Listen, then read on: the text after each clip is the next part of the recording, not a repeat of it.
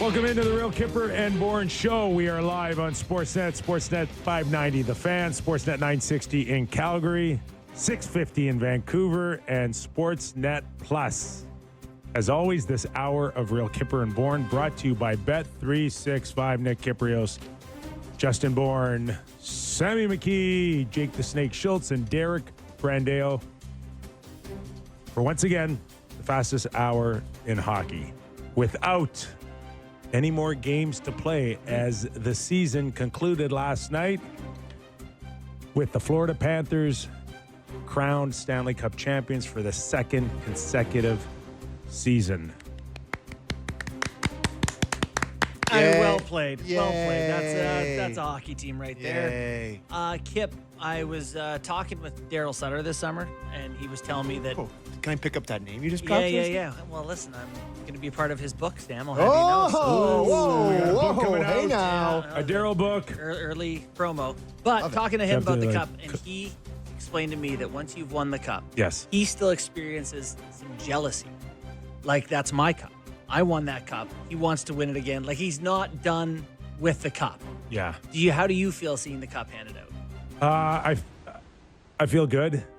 Yeah, I've got no issues. You're happy to. I look at my cup like I look at my high school years. Yeah. Like just right. Glory Days plays in the background. Like Glory days. when you're like have no worries in the world and you're just a kid and all of that. I'll tell you what I went through in a similar fashion was watching the Rangers' success after I was long gone. And they went to the finals, of course, right, with King Henry, and came close on a couple occasions. Alec Martinez in overtime. Yes. And it's like, I don't want them to win. Yeah, you want it to be the last. Really? Yes. Well, it's like Wow. the Yes. Miami Dolphins, right? They're if they win the unbeaten cup, they're going to season. forget about our 1994 team. Yeah. Wow. And I don't want that. Yeah. I went through that.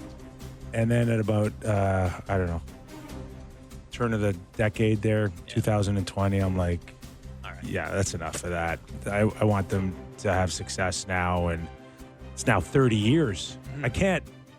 I don't want to hold those It's their turn emotions again. hostage Yeah. forever. It's just selfish and greedy. And at the end of the day, there's a lot of people that don't remember 94 now of 30 years later. Yeah. So I'm that's evolving. that's the only thing that I've ever experienced. But watching the cup being presented every year is actually a very good feel for me, because whoever I'm beside at the time, I can turn around and say, I know exactly how that feels. That's what I was just going to say. Like, we are sitting with a guy in the room that experienced what all those guys experienced last night, where it takes my breath away when they bring it out every time. Like, every time it's like, here it is. Yeah, it's like, it's special. oh my God, look Yeah. at that thing. Like, it is out of this world. And I can only imagine the emotions if my Yeah. beloved Maple Leafs ever did it. So- But just even when the Panthers, who I hate hoisting it, I'm like, oh, look at them. So Good for them. For every action, there's a reaction, and I will never forget in '94, and it's an iconic picture today for Vancouver Canuck fans. Sorry, Canuck fans, but it is Trevor Linden bearing his hands in his face. I believe he's on one knee at the time at Madison Square Garden, and I do recall for a split second in all my hoopla going, "Oh my God, that must just feel awful right now." And today we say the same thing for Connor McDavid. Excuse my ignorance. How close was Game 7 when you guys won it? Nathan Lafayette hit the post Yes. with about 3 minutes to go. Remember that. Now I remember that. Yeah. And it was the difference of that going into overtime in Game 7. Yeah. So part of it for you guys is probably relief, not knowing for sure that it was yours, down to the wire. I wonder if it's different when that one felt pretty over. Like by the time you got to the final buzzer, it's almost like you had time, Oilers players would have had time Yeah. to mourn the loss of that game before the final buzzer went. That was Florida. Wow. Florida putting teams away. What did you think? Clinical. They pulled the goalie with 6.5 I minutes to thought it go? was way too early. way Yeah, too early. me too. You got McDavid and Draisaitl. Me too. Let them get to at least 5, see if they can get one. Start thinking Draw about a it. penalty, for God's Yeah. sakes. Get a power play it's goal way at too early. 3-1. And I'm an early goalie pull guy. I like early goalie I didn't pulls. mind it, but I was Florida's gonna I was get them. shocked when I saw Sam Bennett fire one in, and I looked up, and it was like 6.5 minutes. Yeah, that was weird. 40-something. Yeah. Listen, I like the aggressive goalie pull, but 3 goals when you got 2 of the best guys on earth.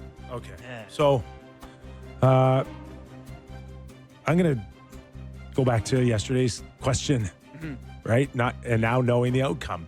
What is a bigger story right now? What do you feel like talking about the Florida Panthers and how great they are? Or do we talk about Edmonton Oilers and how disappointing this thing is? Like, I mean, we're in Canada. At the end of the day, okay, Florida, you're great, blah, blah, blah, blah, blah. But we live in Canada. No, but Kip's right. We live in Canada. That's the story. Leads, baby. Well, the story's Edmonton. But I feel like we owe Florida this, like, and what a forecheck, and Bob's so solid, Whoa, and Reinhardt what a clutch, third line. Listen, everyone knows now. We're 3 years into them doing this. We know that team is cream of the crop. They are the tops in the NHL and have been for years now. So there's not much else to add. So let's talk about There isn't. So let's talk about the Oilers.